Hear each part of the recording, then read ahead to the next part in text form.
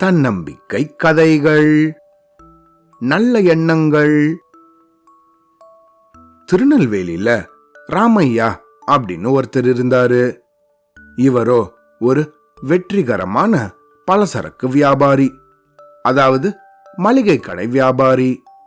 இவரோ ரொம்ப அழகாகவும் நேர்த்தியாகவும் அலங்கரிக்கப்பட்டுள்ள அவரோட கடையில நல்லபடியா வியாபாரம் பண்ணிட்டு வந்தாரு. அவரோட கடையிலயோ நல்லா ஓஹோன்னு வியாபாரம் நடக்கும். அந்த பகுதியில வசிக்கிற மக்கள் எல்லாம் இவரோட கடைக்கு தான் அவங்களோட அன்றாட தேவைக்காக பொருட்கள் வாங்க வருவாங்க.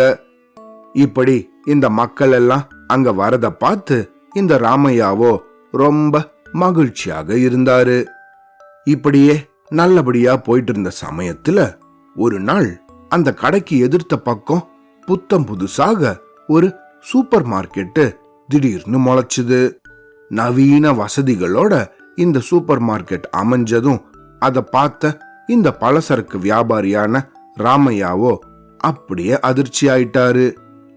ஆஹா, இது என்னடா இது, இத்தனை வருஷமா நம்ம நல்லபடியா வியாபாரம் பண்ணிக்கிட்டு வரோம், இப்போ திடீர்னு நம்ம கடைக்கு எழுத்தாப்புலேயே இந்த சூப்பர் மார்க்கெட் வந்திருக்கே, இதனால நம்ம கடையோட வியாபாரம் படுத்துடுமோ அப்படின்னு இவர் ரொம்ப கலங்கி போயிட்டாரு. இதுக்காக என்ன பண்ணலாம் அப்படின்னு ரொம்ப யோசிச்சாரு. அப்புறமா சரி, நம்மளோட குரு கிட்ட போய் கேட்போம் அப்படின்னு அந்த ஊர்ல இருந்த நெல்லையப்பர் கோவில்ல இவருக்கு குரு ஒருத்தர் இருந்தாரு. அங்க போய் அவர்கிட்ட தன்னோட இந்த வருத்தங்களை எல்லாம் தெரிவிச்சாரு. ஐயா, எங்க குடும்பம் கடந்த 100 வருஷத்துக்கும் மேலாக நம்ம திருநெல்வேலியில இந்த பலசரக்கு கடையை நடத்திக்கிட்டு வரோம். ஆனா இப்போ அதுக்கு இந்த சூப்பர் மார்க்கெட்டால ஆபத்து வந்துடுச்சு. எங்க கடையை மூடிட்டா என் குடும்பமே பாதிக்கப்படும். அது மட்டும் இல்லாம இந்த மளிகை கடை வியாபாரத்தை தவிர எனக்கு வேற எந்த தொழிலும் தெரியாதுங்க அப்படின்னு ரொம்ப வருத்தத்தோட தெரிவிச்சாரு. இதையெல்லாம் கேட்ட இந்த ராமையாவோட குருவோ ரொம்ப பொறுமையாக அவனை பார்த்து, இந்த பாரு ராமையா, அந்த சூப்பர் மார்க்கெட் முதலாளிய பார்த்து நீ பயந்தா உனக்கு அவர் மேல வெறுப்பு தான் ஏற்படும். அந்த வெறுப்போ உன்னோட அழிவுக்கு ரொம்ப சீக்கிரமாகவே வழிவகுத்துடும் அப்படின்னு சொன்னாரு. இத கேட்டு ரொம்ப குழம்பி போன இந்த ராமையாவோ, குருவே, அப்ப நான் என்னதான் பண்றது அப்படின்னு கேட்டாரு. அதுக்கு அந்த குருவோ, இந்த பாரு, தினந்தோறும் காலங்கார்த்தால எழுந்து உன் கடைக்கு முன்னாடி நின்னுக்கிட்டு கடவுளை வணங்கு. கடவுளே, என் கடையில நல்லபடியாக வியாபாரம் நடக்கணும், நிறைய செல்வம் குவியணும் அப்படின்னு நல்லபடியாக பிரார்த்தனை பண்ணு. அப்புறமா அப்படியே திரும்பி நின்னு அந்த சூப்பர் மார்க்கெட் இருக்கிற திசைய பார்த்து, கடவுளே, அந்த கடைக்காரரும் நல்லா இருக்கணும், அந்த கடையிலையும் நல்லபடியா வியாபாரம் நடக்கணும் அப்படின்னு பிரார்த்தனை செய்யி அப்படின்னு இவனுக்கு ஆலோசனை சொன்னாரு. இத கேட்டதும் ராமையா அப்படியே அதிர்ச்சி ஆயிட்டாரு. குருவே, எனக்கு போட்டியா வந்திருக்கிற இந்த புது கடைக்காக நான் ஏன் பிரார்த்தனை பண்ணணும் அப்படின்னு கோவத்தோட கேட்டாரு. அதுக்கு இந்த குருவோ, இந்த பாரு ராமையா, எல்லாருக்கும் நல்லது நடக்கணும் அப்படின்னு நினைச்சு நீ பிரார்த்தனை செஞ்சன்னா உனக்கும் நல்லது நடக்கும். ஆனா அதை விட்டுட்டு அடுத்தவங்களுக்கு கேடு வரணும் அப்படின்னு நீ சாபம் விட்டன்னா அந்த கேடு உனக்கே திரும்பி வரும் அப்படின்னு இந்த குரு ரொம்ப அமைதியாக சொன்னாரு.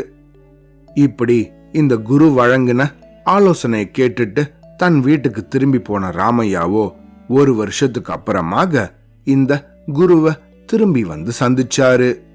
அப்ப அவர்கிட்ட, குருவே, நீங்க சொன்னது போலவே நான் நடந்துகிட்டேன், இன்னைக்கு என் கடைய மூடுற நிலைமையே வந்துடுச்சு அப்படின்னு சொன்னாரு. இந்த ராமையாவோ தன்னோட குரு சொன்னது போலதான் 1 வருஷமா நடந்துகிட்டாரு. இருந்தாலும் அவரோட கடைய ஏன் மூடினாரு? இந்த கதை நமக்கு உணர்த்துற கருத்து என்ன, அதையும் கேட்போமா? இப்போ இந்த ராமையா தான் தன் கடைக்கு எழுத்தாப்புல இருந்த அந்த சூப்பர் மார்க்கெட்டோட முதலாளி. அதனால அவர் தன்னோட பழைய கடைய மூடிட்டாரு. இந்த கதை என்ன கருத்தை உணர்த்துது? அதாவது இந்த உலகத்துல நம்ம யாருமே தனியாக வாழல. இந்த பிரபஞ்சத்துல ஒவ்வொரு அம்சமும் ஒன்னோடு ஒன்னு இணைஞ்சு நல்லா நெய்யப்பட்டிருக்கு. இது ஒவ்வொன்னும் அறிவியல் உண்மைகள். அதாவது நம்மளோட எண்ணங்களுக்கு இந்த அண்ட வெளியையும் தாண்டி போகிற திறன் உண்டு. நம்ம உணர்ற அனுபவங்கள், நம்ம அளிக்கும் உபசரிப்புகள், இது எல்லாம் இந்த பிரபஞ்சம் நெடுக ஊடுருவி பாயும். ஒருத்தரை பத்தின நல்ல எண்ணங்கள் அவங்கள தெரியாமையே அடுத்தவங்களை சென்றடையும்.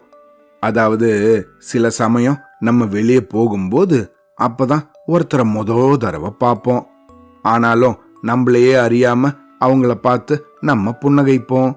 அதே போல நம்மளையும் பார்த்து அடுத்தவங்க புன்னகைப்பாங்க. எப்படி இருக்கீங்க? நல்லா இருக்கீங்களா? இல்லைன்னா தலைய மட்டும் ஆட்டி ஒரு புன்னகை செஞ்சுட்டு போவாங்க தானே. அதெல்லாம் தான் இந்த விஷயம். அப்படி ஒருத்தரை பத்தின நல்ல எண்ணங்கள் அவங்களையே அறியாம அடுத்தவங்களை சென்றடையும். நம்ம ஒவ்வொருத்தருமே ஏதாவது ஒரு விதத்துல அடுத்தவங்களோட எண்ணங்களை உணர்றோம். அது நல்லதோ இல்ல தீயதோ எதுவா இருந்தாலும் சரி, நம்ம உணர்ந்தாலும் உணரலைன்னாலும் இந்த தவிர்க்க முடியாத செயல்பாடு நம்ம வாழ்க்கையில தொடர்ச்சியாக நிகழ்ந்துகிட்டே தான் இருக்கும்.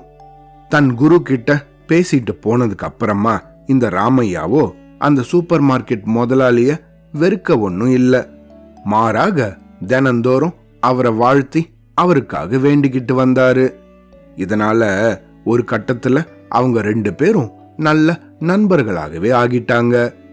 அதுக்கப்புறமா சீக்கிரமாவே இந்த ராமையா அந்த சூப்பர் மார்க்கெட்டோட ஒரு பங்குதாரராகவும் ஆனாரு.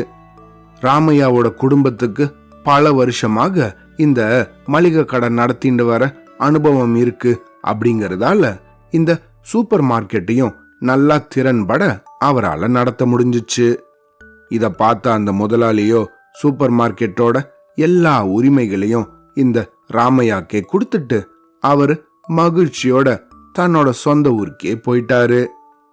இப்படி இந்த ராமையா தன் குரு சொன்னது போல கடவுள்கிட்ட நல்ல எண்ணங்களை செலுத்தி தனக்காகவும் அடுத்தவங்களுக்காகவும் வேண்டிக்கிட்டதால தான் தன்னுடைய பயத்திலிருந்து வெளிவந்து நல்ல ஒரு நிலைமைய அடைஞ்சாரு.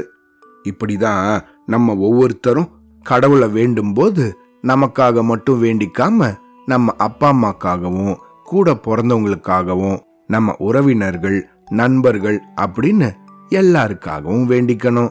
சரியா? அவ்வளோதான்.